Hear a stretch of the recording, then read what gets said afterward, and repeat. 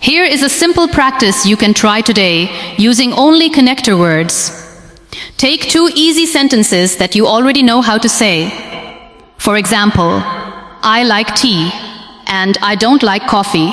Now connect them. I like tea, but I don't like coffee. Try another example. I went to work and I was tired. You can connect them by saying, I went to work because I needed money, or I went to work although I was tired. Notice something important. You did not learn any new words in this practice. You only learned how to connect the words you already know. This is the secret that makes a small vocabulary become much more powerful. Now let's talk about another important category, feeling words. Words like tired, happy, worried, confused, excited, nervous, disappointed, and relieved. These words may look simple, and many learners think they are not important enough to study. But think about your daily conversations. How often do people talk about feelings? Someone asks, "How was your day?" And you answer, "I was really tired." Someone asks, "How do you feel about your new job?" And you say, "I'm a little nervous, but I'm excited too." Feelings are a big part of human conversations. We use these words again and again to share our experiences and connect with others. But many vocabulary lists spend more time teaching rare words and uncommon terms while ignoring the simple words that make conversations feel real. I want to give you something practical you can try right now. Choose 3 feeling words you already know in English. Maybe happy, tired, and worried. For the next 3 days, find real moments in your life where you can use these words. Do not create examples from a textbook. Use your real feelings in real situations. For example, say, "I am tired right now because I woke up early." Or, "I feel worried about tomorrow's meeting." Say these sentences out loud, even if you are alone. This is how a word becomes part of your speaking. It moves from your memory into your mouth and slowly becomes something you can use naturally without thinking too much. Let's talk about something I call the multiplier effect, because this might be one of the most important ideas in this entire video. A single word can become much more powerful when you learn how to use it in different ways. Take the simple word want. You can say, "I want," "I wanted," "I don't want," "Do you want?" "I want to go," "I want you to understand," "I really want this," "I don't really want that." One small word can help you express many different ideas in many different situations. This is the multiplier effect. And this is why learning 521 useful words deeply can be more powerful than learning thousands of words that you rarely use. I want to talk about something directly because many of you might have this question in your mind. You might be thinking, but what if I need a word I don't know? What if I am in a conversation and I need a specific word outside these 521 words? Here is the truth. You don't always need the exact word. You can explain the idea using the words you already know. For example, if you forget the word umbrella, you can say, "The thing you use when it rains to stay dry." If you don't know the word exhausted, you can say, "Very, very tired." This skill of explaining around a missing word is something even fluent speakers do.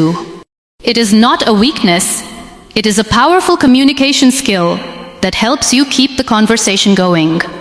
Let me tell you something that might completely change the way you think about fluent English speakers. The people you admire, the ones who sound smooth, natural, and confident, are not using difficult words all the time. In everyday conversations, they use simple words again and again. Listen carefully when you watch interviews or casual conversations in English.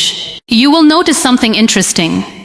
Even highly educated speakers use words like get, think, stuff, good, really, and kind of all the time. Fluency is not about trying to sound complicated or using big words.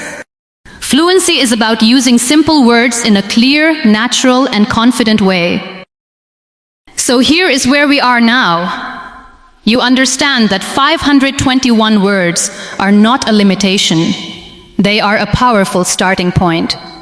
You understand the multiplier effect, how small connector words make your speech flow, why feeling words are important in real conversations, and how to explain an idea when you forget a specific word instead of staying silent. In the next part of this series, I am going to make it even more practical. I will show you the real categories of these words, give you useful example sentences, and share a simple daily method to help you practice them until these words become a natural part of your speaking.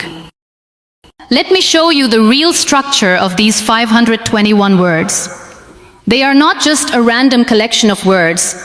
They are organized into clear and useful groups.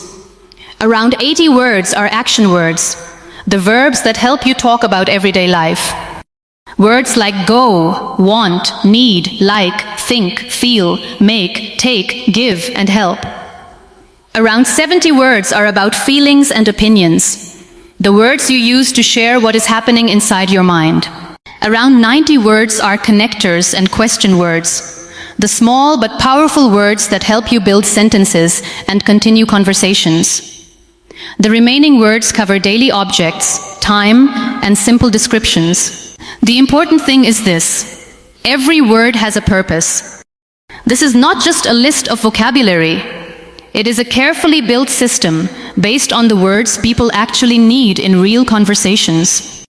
Here is something I want you to practice this week, using only question words: who, what, where, when, why, how, and which. These 7 small words can help you start almost any conversation. You can ask, what is this? Where are you from? How does this work? Or why did that happen? Most learners already know these words. The real challenge is not learning them. It is using them quickly and naturally when you need them. So try this today. Look around wherever you are and ask yourself 3 simple questions in English. What is on the table? Where is my phone? Why is it so quiet right now? It is a small practice, but every time you do it, these words become more natural and easier to use. I want to tell you about a man named Rizwan, who worked as a driver for a small transport company. Sometimes his job required him to speak with foreign passengers, giving simple directions, answering questions, and having short conversations. Rizwan never studied English in a formal way beyond the basics. But over the years, he built something very valuable. He created his own small list of useful words and phrases, maybe around 60 words in total, that he used again and again. Words for directions, time, and simple communication like okay, no problem, and just a moment. He used those same words thousands of times in real situations, and after years of practice, his English sounded more natural and confident than many students who had studied for years but rarely used English in real conversations. Rizwan's story teaches us something that many traditional learning methods forget to explain. Using words again and again in real situations is much more powerful than simply seeing or memorizing them. You can watch hundreds of English videos and still feel nervous when it is time to speak. Or you can take 20 useful words and use them in many real conversations until they become natural.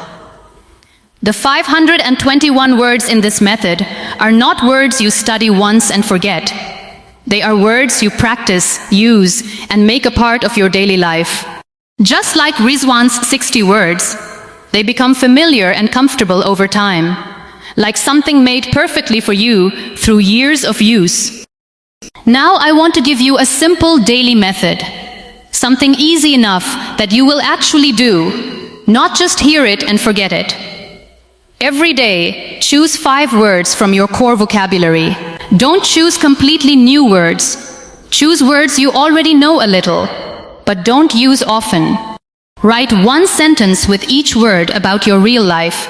Then say all 5 sentences out loud. slowly and clearly. That's it. 5 words, 5 sentences. Spoken every day. In 30 days, you will have practiced around